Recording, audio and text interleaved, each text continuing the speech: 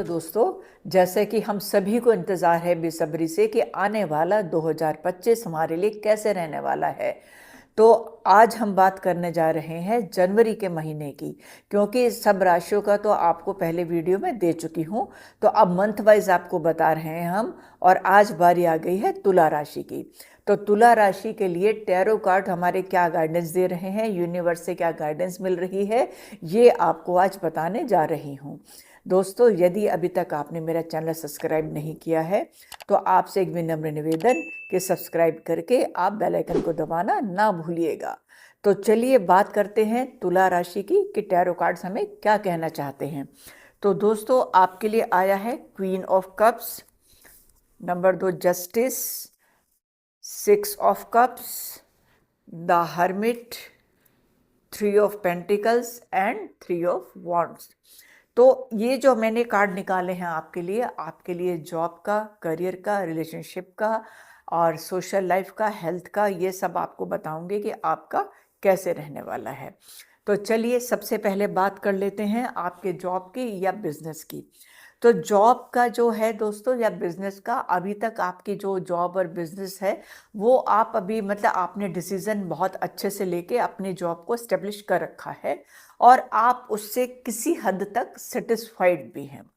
लेकिन यहाँ पे क्या है कि अगर आपको अपनी जॉब बढ़ाने के लिए या जॉब में प्रोग्रेस करने के लिए या अपने बिजनेस को बढ़ाने के लिए कोई डिसीजन लेना है तो उसके लिए आप बहुत पेशेंस के साथ लीजिएगा और बहुत सोच समझ के।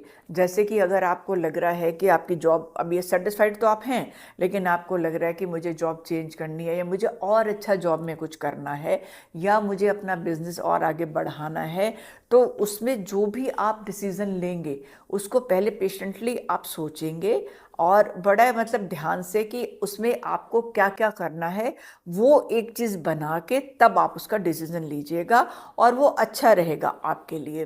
क्यों? आपके घर में जो भी मतलब आगे इन्वायरमेंट है आने वाला, वो अच्छा इन्वायरमेंट है, क्योंकि एक पॉजिटिव इन्वायरमेंट है। होता है ना, अगर हम किसी को पॉजिटिव वाइब्स देते हैं तो हमें पॉजिटिव ही वाइब्स मिलती हैं। ये चीज़ आप पर यहाँ पे लागू हो रही है कि आप सबके साथ अपने पॉजिटिव तरीके से आप अपने तो विचारों को दे रहे हैं और आपको बदले में पॉजिटिव वाइब्स भी मिल रही हैं।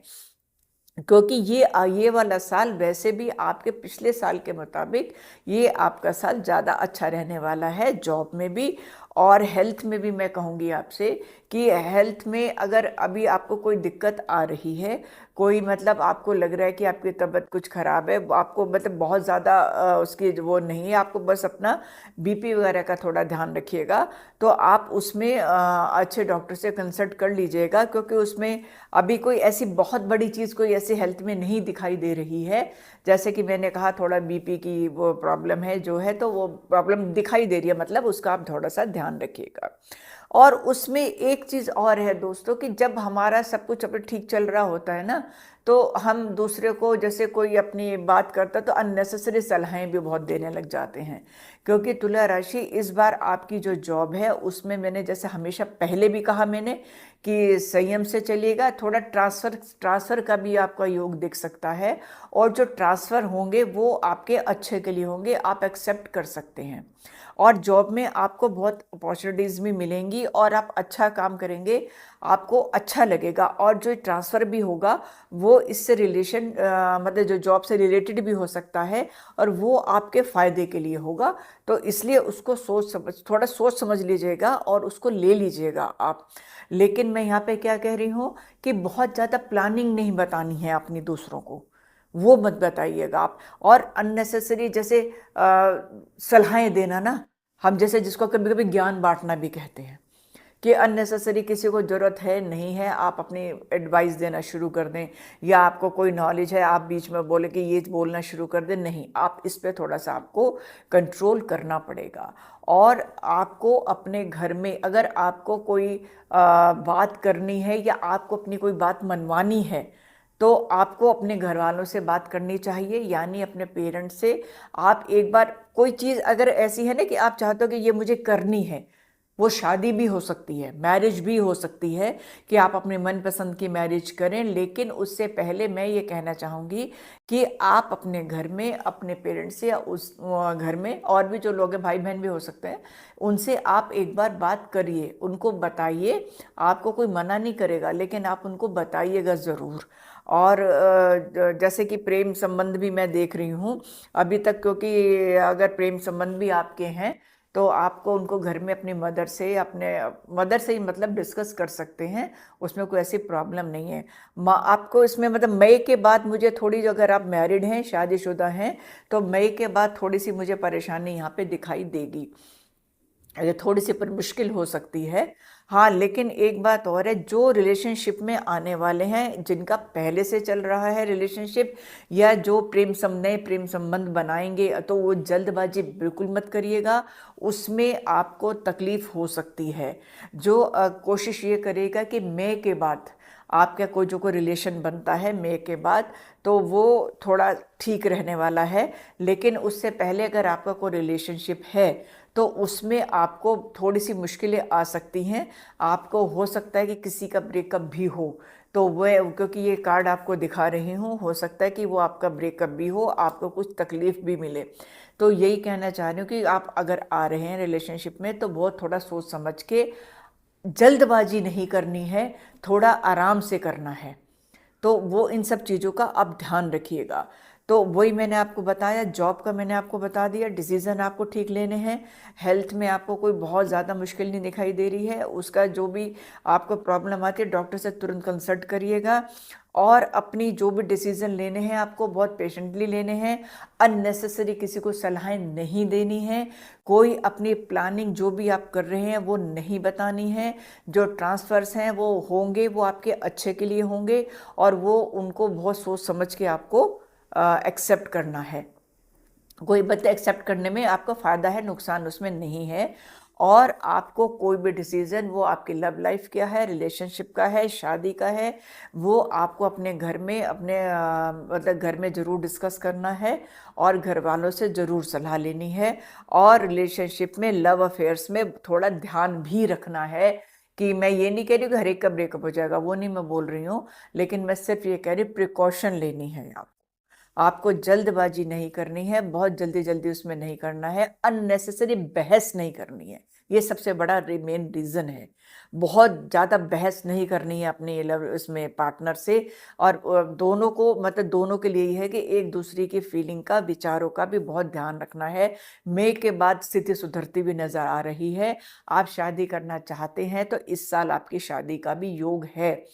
और अपनी मर्जी से ही, जहाँ तक मुझे दिख रहा है कि जो ये तुला राशि वाले हैं, जो इनके कार्ड्स भी आए हैं, ये अपनी इनकी जो शादी होगी, इनमें अपनी मर्जी इनकी शामिल रहेगी। लेकिन बस उसी के लिए मैंने बोला है कि करिए आप शायद चाहे अपनी मर्जी से, लेकिन अपने घर में उसको डिस्कस आप ज़रूर करिएगा। और ये साल आपका बहुत अच्छा है, उस हिसाब से जॉब के हिसाब से भी अच्छा है। बहुत नए नए मौके मिलने वाले हैं आपको जॉब में। और जॉब में आपको रिकग्निशन मिलेगा, रिकग्नाइज किया जाएगा आपको जॉब में। हो सकता है आपको कोई कहना चाहिए कि वो इनाम, तो मतलब कुछ ऐसा आपको कि हाँ, इनाम ही कह सकती हूँ कि वो आपको मिले। आपको आपके मतलब उस चीज़ का आपको एक मतलब एक हाँ, मतलब ऐसा कि उसको, मतलब लोग आपको रिकग्नाइज करेंगे कि हाँ, आपके कामों को रिकग्नाइज करेंगे, आप इतना अच्छा काम करेंगे, उसके लिए आपको कोई प्राइज़ या इनाम जो भी है वो मिल सकता है। तो अच्छी रहने वाली है जॉब आपकी। और बस ये जो चीज़ें मैंने बताई हैं प्रिकॉशन वाली, इनमें प्रिकॉशन रखिएगा। साल आपका अच्छा है, काम के लिए मन लगा के काम करिएगा, और ईमानदारी से काम करिएगा आपको। और आपको मतलब कि हर क्षेत्र में ये साल जो है वो सफलता देता हुआ दिखाई दे रहा है। और दोस्तों, हमारी जनवरी का महीना त्योहारों का महीना है। अपना मकर संक्रांति है, लोहड़ी है, सारा पॉजिटिव माहौल है। और मैं तो ये कहती हूँ कि चाहे हमारे कार्ड जो इन गाइडेंस दे रहे हैं उनकी तो हमें रिस्पेक्ट करनी ही है, वो हमें रास्ता दिखाते हैं। लेकिन हमें अपने जो कर्म हैं, अच्छे जो हम कर्म कर रहे हैं, उनको कभी भी खराब नहीं करना है। हमें काम करते जाना है, हमें अच्छे कर्म करते जाना है, उसका फल हमें ज़रूर मिलता है। कई बार क्या होता है कि हमें पता नहीं चलता है। अगर हमें ये कार्ड से हम गाइडेंस ले रहे हैं तो हमें हमें उन गाइडेंस पे चल के अपने मंथ को हम अच्छा बना सकते हैं।